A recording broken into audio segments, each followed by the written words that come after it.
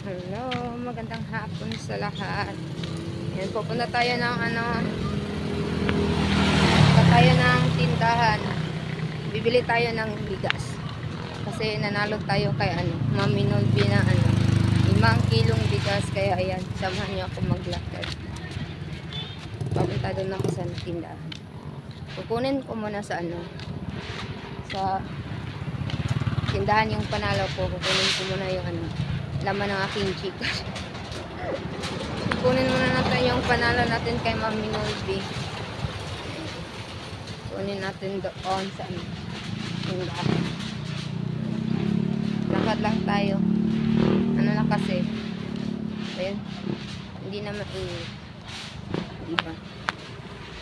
Bibili na ako ng 5 kilong bigas. Pero bibigay ko yun kay mama. Kasi walang bigas yung mama. Kaya salamat na rin at nanalo ako dahil may